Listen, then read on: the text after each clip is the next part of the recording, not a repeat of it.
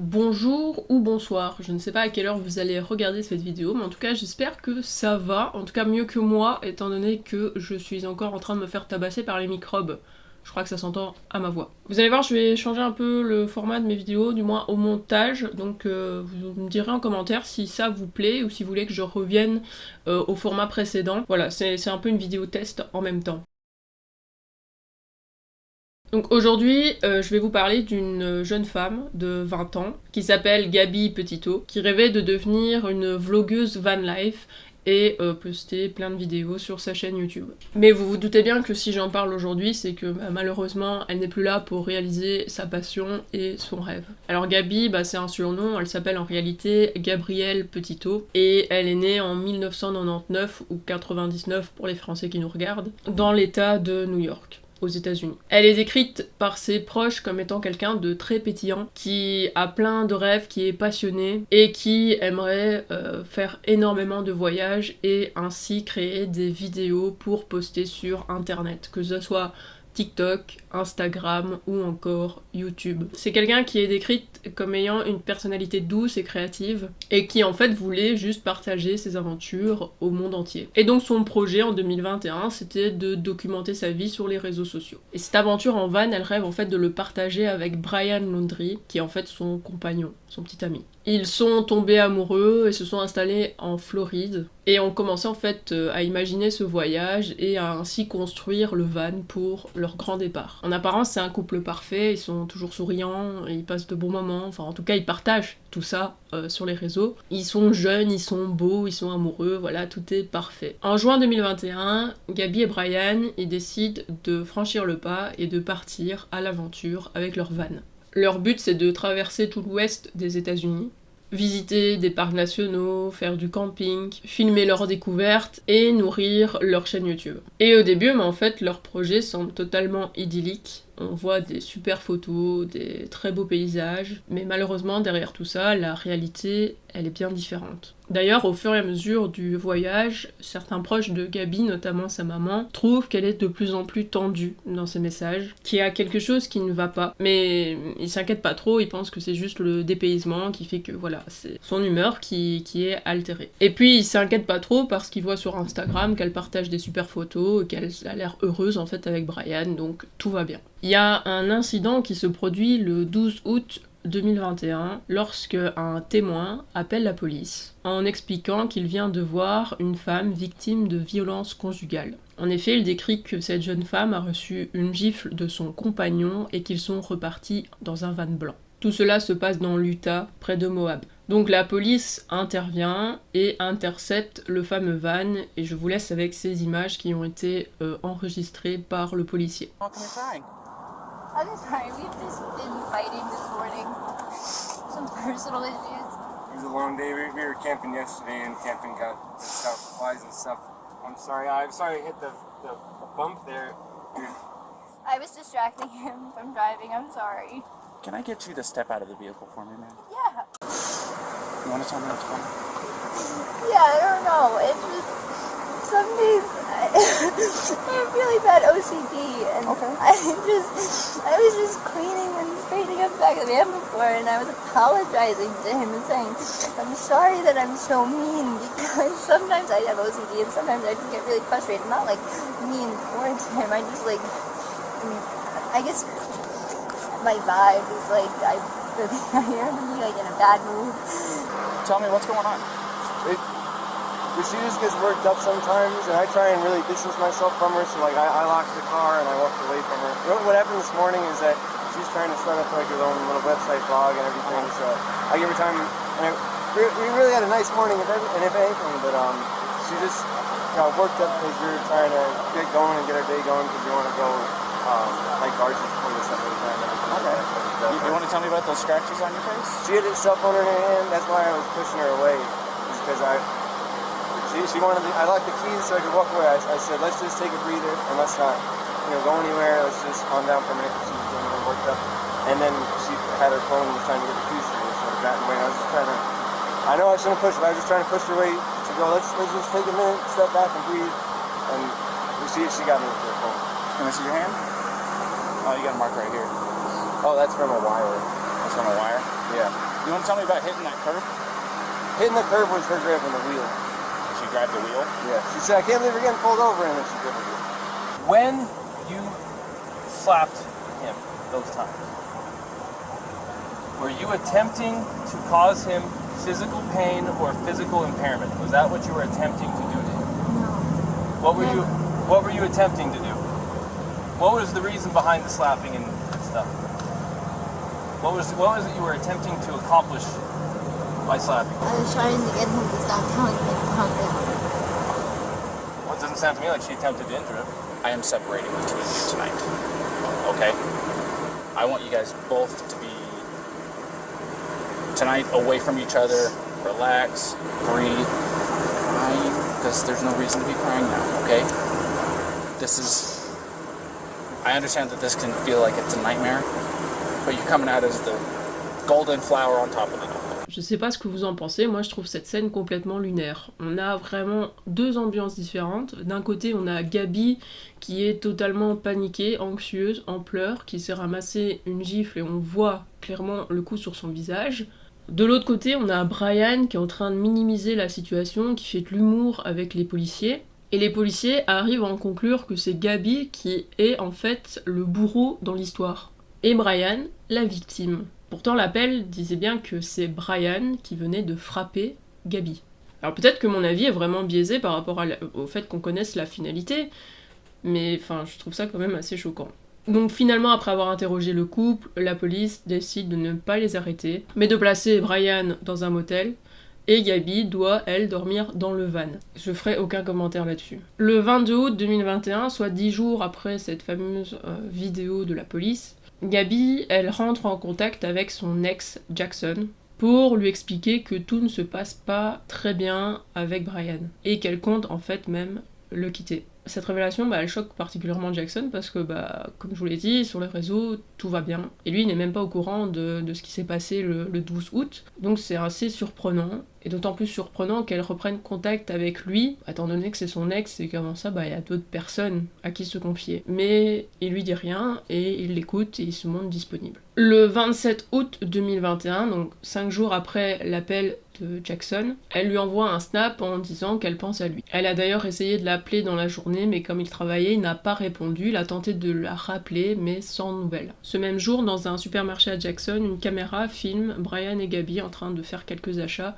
avant de repartir en van. C'est malheureusement les dernières images qu'on a de Gabi vivante. Le 30 août 2021, la mère de Gabi reçoit un message qui l'interpelle un peu. Dans ce message, elle demande si elle ne peut pas rappeler Stan parce qu'elle n'a pas trop de réseau et que du coup, elle n'arrive pas à l'appeler. Ce qui étonne sa mère, c'est qu'elle l'appelle Stan, étant donné que Gabi a toujours appelé son grand-père Papy. Et depuis ce jour-là, le 30 août 2021, il n'y a plus aucun message de Gabriel. Du 1er septembre au 10 septembre, la mère de Gabi va essayer d'envoyer des messages à sa fille, mais sans aucune nouvelle. Son beau-père, son père, son ex Jackson va même essayer de rentrer en contact, sa meilleure amie, mais personne n'arrive à recevoir un SMS de Gabi. Vous vous doutez bien qu'à ce moment-là, l'inquiétude, elle est à son apogée. Et le 11 septembre, il décide de contacter la police pour déclarer sa disparition. Ce que la mère et le beau-père de Gabi trouvent très étrange aussi, c'est le fait que les parents de Brian ne répondent à aucun de leurs messages. La mère de Gabi a même été bloquée par la mère de Brian par message. Le 11 septembre 2021, lorsque l'on signale la disparition de Gabi Petito, la police se rend au domicile des parents de Brian. Le policier qui est sur place trouve relativement étrange le fait que le van soit devant la maison, donc van qui appartient et qui est au nom de Gabi Petito, mais il n'y a pas Gabi, ni dans le van, ni dans la maison des beaux-parents. D'ailleurs, les parents de Brian disent qu'ils ne veulent absolument pas parler à la police, qu'ils ne veulent pas parler au chef de la police, qu'ils ne veulent donner aucune information. Ils prétendent que Brian est dans leur maison mais qu'ils ne veulent pas les voir et qu'ils ne les verront pas. Et s'ils veulent la moindre information, ils n'ont qu'à contacter leur avocat. Northport Police Department. Yes. How you doing, sir? I apologize for bothering you. I have the detective on the phone. I'm not talking to anybody right now. You don't want to talk to us? No. Okay, she's on the phone. You don't want to talk to her now? No. Okay, when was the last time that you saw Brian and Gabriel? Well, Brian is here. Brian is here? Yeah, and that's all I'm going to say. And that's all you're saying? Yeah, we have an attorney. They've been calling, I don't know, that's all I want to say. I don't know why so many attorneys are aware they're calling, so I can give you his number. Whose number? The attorney's number? Yeah. Okay, I would like that, please, so I can give it to the... Thank you, I appreciate it. Yep. And just to let the detective know, is Gabriel here? Or no? She's not here, okay. The fellow was here last night. Yeah, okay, so is this her vehicle? Her van? It's both of them. It's both of them? Okay, alright, thank you, appreciate it. Alors c'est une réaction évidemment très suspecte, étant donné que à ce moment-là, on a déclaré la disparition de Gabi, mais personne n'est suspect. Donc ils ne comprennent pas pourquoi est-ce qu'ils ne veulent absolument donner aucune information, pourquoi est-ce que Brian ne peut pas leur parler, et surtout pourquoi ils ont contacté leur avocat, et que fait ce van devant la maison si Gabi n'est pas là. Ce qui est aussi très étrange, c'est le fait de retrouver le van devant le domicile des parents de Brian, étant donné que Brian aurait dit à sa sœur qu'il se serait disputé avec Gabi, qu'il aurait repris l'avion et que Gabi, elle, serait rentrée chez elle en van. La police prend donc la décision de faire remorquer le van parce qu'il n'a rien à faire devant le domicile des parents de Brian. Dès l'annonce de la disparition, ça fait le tour des médias, des réseaux sociaux, et vraiment il y a des millions de personnes qui commencent à scruter la moindre image de randonnée pour essayer de trouver un indice, un détail, et peut-être Gabi. Ils passent vraiment tout en revue, les posts Instagram, les vidéos sur TikTok, les vidéos postées sur YouTube. Bref, c'est vraiment une enquête géante qui est en train de se créer. Et au fur et à mesure, grâce aux internautes, on arrive à reconstituer progressivement le chemin qu'a fait Gabi les derniers jours où elle était en vie. Pendant que tout le monde est en train de se mobiliser pour retrouver Gabi, il y a une famille qui reste totalement silencieuse et indifférente, c'est celle de la famille de Brian.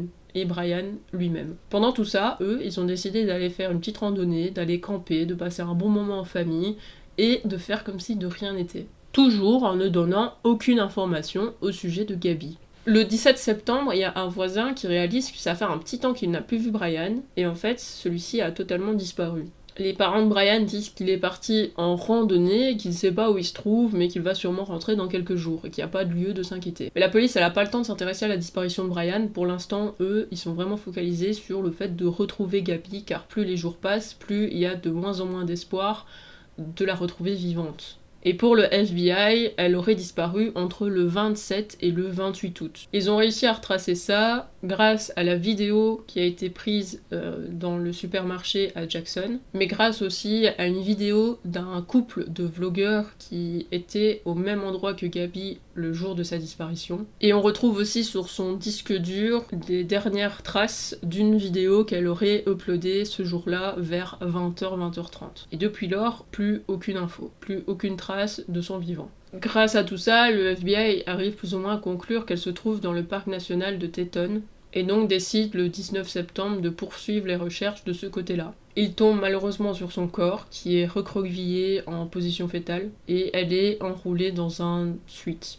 Et un peu plus loin, on voit qu'il y a comme un espèce de feu de camp qui a essayé d'être mis en place, mais sans succès. La police conclut d'elle-même que c'est une mise en scène, car Gabi en fait a une position qui est tout sauf naturelle. Et plus tard, l'autopsie révélera qu'elle a eu un traumatisme et qu'elle est décédée par strangulation. Probablement 3 semaines avant la découverte de son corps. À ce moment-là, c'est un choc pour toute la famille, pour tous ses proches, qui espéraient coûte que coûte de la retrouver vivante, peut-être blessée quelque part, mais vivante. Et tout le pays, en fait, tous les internautes qui la recherchaient ne s'attendaient pas à cette fin-là. Lorsque la police conclut qu'il ne s'agit pas d'une mort naturelle, tous les regards se tournent vers Brian.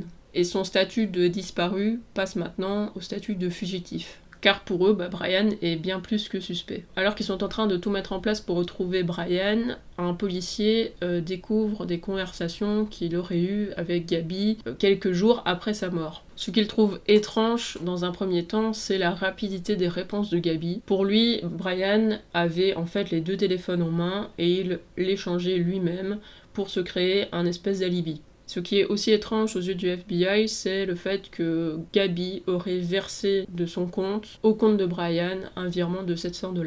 avec un message dessus lui expliquant que ça serait la dernière fois qu'ils se verraient et qu'après elle aurait plus de nouvelles de lui. Les jours passent sans aucune nouvelle de Brian. Le 20 octobre, le parc est à nouveau ouvert au public et les parents de Brian décident de faire les recherches avec eux. Le père de Brian tombe sur le sac à dos de son fils et quelques mètres plus loin, on retrouve des ossements qui appartenaient à Brian. L'autopsie révélera plus tard que Brian s'était tiré une balle dans la tête et donc avait décidé de mettre fin à ses jours. On retrouve aussi dans ses affaires des lettres, dont une qui est destinée à ses parents. Dans ces lettres, il explique qu'il est totalement innocent et qu'en fait il a abrégé les souffrances de Gabi qui aurait eu un accident par noyade. Or, ce qu'il mentionne là semble totalement erroné étant donné les conclusions du rapport de l'autopsie. Elle présente un traumatisme crânien et des traces de strangulation sur son cou, et non des traces de noyade ou d'hypothermie. Les propos de Brian ont évidemment été très peu retenus par internet ainsi que les médias, mais quoi qu'il en soit, malgré les spéculations, Brian est bel et bien responsable de la mort de Gabi. La disparition et la mort de Gabi a lancé un énorme débat aux États-Unis. D'un côté sur les violences conjugales qui ont tendance à être minimisées, où d'ailleurs beaucoup estiment que les policiers qui les ont arrêtés dans le van lors du 12 août 2021 étaient responsables en partie de la mort de Gabi. Ce qui fait aussi parler d'eux, c'est les parents de Brian qui n'ont montré aucun intérêt, aucun remords vis-à-vis de cette histoire. Il y a aussi un autre problème qui a été mis en évidence, c'est le fait que l'affaire de Gabi a été énormément médiatisée et ça serait dû à sa couleur de peau. Et là, il y a des statistiques qui montrent que 45% des personnes aux États-Unis qui disparaissent sont de couleur noire et que ces personnes n'ont très peu d'intérêt dans les médias, alors que quand il y a quelqu'un de blanc qui disparaît, là ça explose de tous les côtés. Et c'est une statistique qui est relativement triste quand on sait que une personne blanche aurait plus de chances d'être retrouvée qu'une personne noire, juste pour une couleur de peau. La famille de Gabi, elle, de son côté, a créé une fondation pour aider les familles qui sont confrontées à des disparitions et aussi sensibiliser les gens aux violences domestiques et conjugales. Voilà, la vidéo touche à sa fin. Si vous avez envie d'aller voir la seule et unique vidéo que Gabi a postée sur sa chaîne YouTube, je vous la partagerai en fin de vidéo. Voilà, c'est les images de son voyage. Elle disait elle-même qu'elle n'était pas très douée en montage, mais je la trouve relativement bien réalisée. Et j'espère en tout cas que malgré le sujet, la vidéo vous a plu. N'hésitez pas d'ailleurs à me dire en commentaire si vous avez apprécié. Et je n'ai rien contre le fait de recevoir des critiques tant qu'elles sont constructives. Et moi je vous dis à la semaine prochaine pour une nouvelle vidéo.